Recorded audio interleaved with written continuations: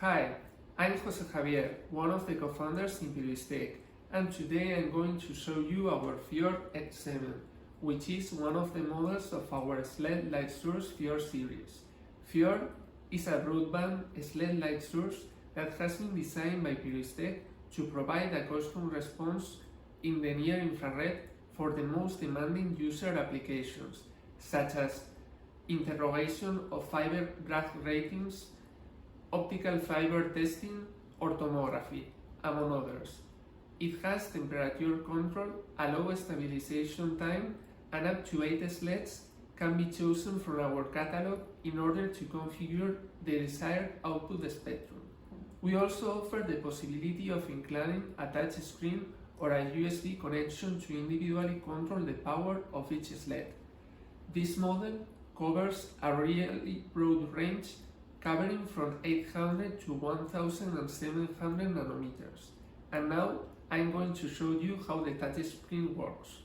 We are here in the optics laboratory, and now I'm going to connect one of the ends of a single mode optical fiber to the output of the FJORDx7. Remember that it is very important that the connectors are clean. And I connect the other end to an optical spectrum analyzer.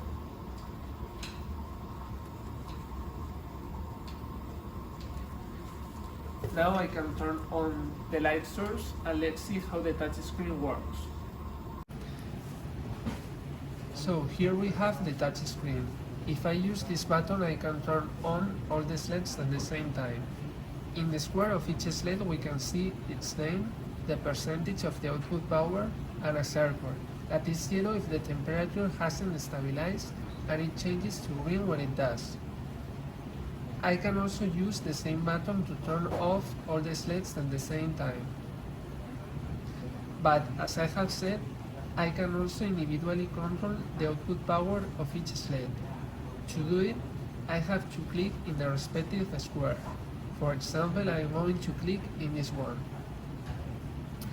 Here I can also turn the SLD to its 100% of the output power.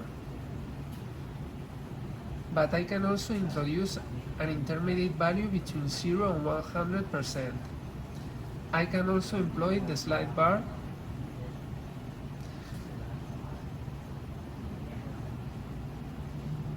or the arrows.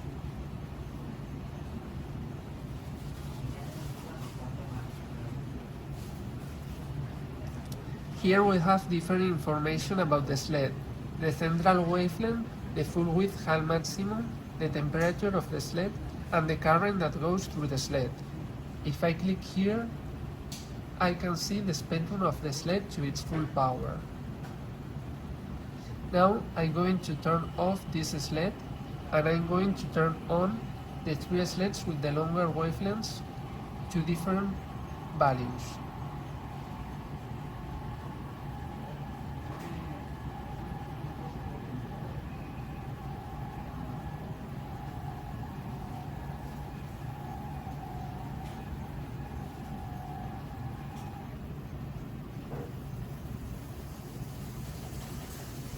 So this way I can turn on the SLDs I need to the output power I require for my application.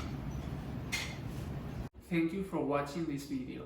If you need more information, you can visit our webpage pyroistech.com, or you can contact us through info@pyroistech.com.